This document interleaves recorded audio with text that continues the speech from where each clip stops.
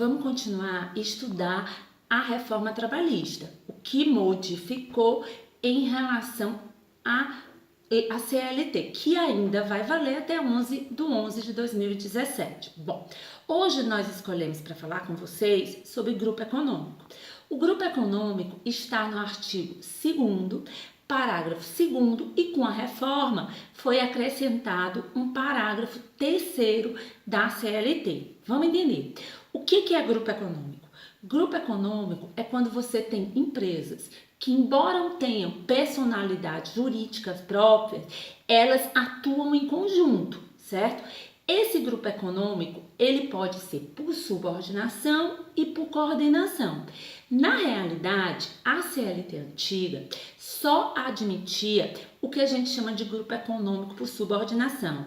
A doutrina acatava o grupo econômico por coordenação, mas não existia previsão legal. Então, o que é o grupo econômico por subordinação e por coordenação? O grupo econômico por subordinação é quando você tem empresas que têm personalidades jurídicas próprias, mas ela tem a empresa principal, uma holding que comanda as demais. Vamos pensar no Bradesco. Você tem o Bradesco S.A. E ao ter o Bradesco S.A., você tem o Bradesco Seguro, o Bradesco Saúde, o Bradesco Previdência, todos eles fazendo parte de um grupo econômico. Pois bem, a CLT estabelece que na existência desse grupo econômico, todas as empresas respondem solidariamente pelas obrigações trabalhistas decorrentes de um determinado empregado. Isso já existia na CLT antiga, antes da reforma. O problema é que a CLT falava em responsabilidade pela relação de emprego e não pelas obrigações. E a gente vai já falar nessa diferença. Já o grupo econômico por coordenação, que não era contemplado pela CLT, mas passou a ser, é quando as empresas com personalidades jurídicas próprias, elas têm autonomia em relação uma à outra, mas de alguma forma elas interagem conjuntamente em decorrência de interesses comuns. Elas têm interesses comuns em relação à atividade empresarial.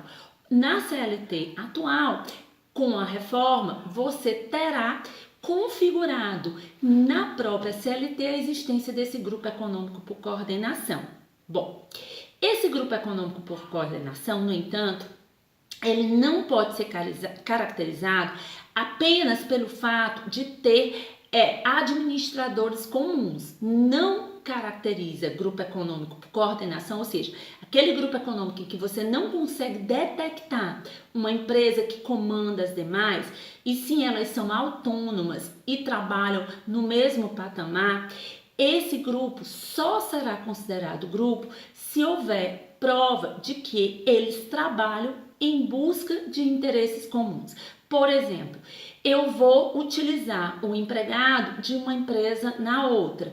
Eu adquiro produtos em grande quantidade por ser mais barato para ser fornecido a todas as empresas do grupo. Então, de alguma forma, elas trabalham conjuntamente em busca de um objetivo que beneficie todas elas. Se você provar isso, você geraria o que a gente chama de grupo econômico por coordenação.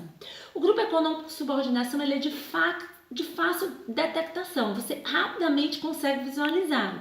A grande dificuldade é o grupo econômico por coordenação, porque não adianta o João ser dono de todas elas. O fato de você ter um administrador comum por si só não caracteriza, é o que trouxe um novo parágrafo 3º do artigo 2º da CLT, certo? Bom, e o que mudou também? Mudou o fato que na CLT, que ainda vigorará até novembro, a relação de emprego ela é da responsabilidade do grupo. E na CLT reformada, a responsabilidade do grupo é apenas em relação às obrigações trabalhistas. Isso mexe no que a gente chama de solidariedade. O grupo responde solidariamente, Mas existe duas formas de solidariedade. O que a gente chama de solidariedade passiva, ou seja, todas responderão pelo débito trabalhista. Então, quando eu vou levar a juízo um débito trabalhista meu, todas as empresas do grupo pagarão por aquele débito. Então, veja, no caso do Bradesco, tanto o Bradesco Seguro, como o Bradesco Vida, como o Bradesco Previdência, todos eles são responsáveis pelo meu pagamento, certo? Mas existe o que a gente chama de solidariedade ativa. O que é solidariedade ativa? A possibilidade de você ter um empregado trabalhando para várias empresas do grupo, ou seja, as empresas do grupo são credoras da mão de obra do empregado. Parece que com a modificação dessa ideia de que as empresas são responsáveis pela relação de emprego no texto anterior e as empresas são responsáveis pelas obrigações decorrentes da relação de emprego no texto atual, afasta o que a gente chama de solidariedade ativa.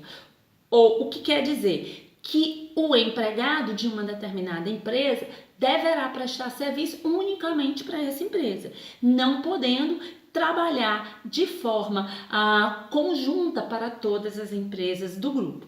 É o que aparenta nessa reforma, uma vez que a responsabilidade não é pela relação, é apenas pelas obrigações decorrentes da relação de empresa, ou seja, pelos débitos decorrentes dessa relação de emprego, certo? Então, o que a CLT trouxe de novo com a reforma?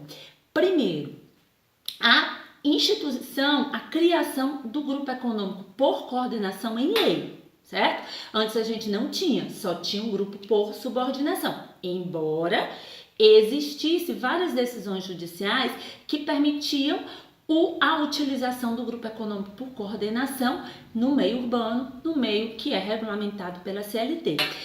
E segundo, a retirada da expressão o grupo responde pela relação de emprego, substituindo pela expressão o grupo responde pelas obrigações decorrentes da relação de emprego, o que nos leva a crer que acaba-se com o que a gente chama de solidariedade ativa, que permitia que as várias empresas do grupo utilizassem da mão de obra daquele trabalhador.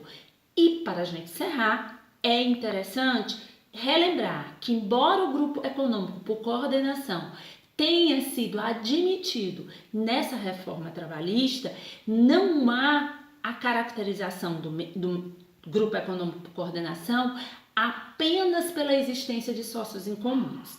A questão societária não é suficiente. O empregado tem que necessariamente provar que aquelas empresas interagem, participam conjuntamente em busca de melhores situações entre elas. É o que alguns autores chamam de promiscuidade. O que é promiscuidade? Existe uma interação entre elas, né? Por exemplo, voltando a dizer para a gente encerrar essa questão do grupo econômico por coordenação. Se eu vou adquirir produtos, eu adquiro em grande quantidade para ser distribuído entre todas essas empresas do grupo.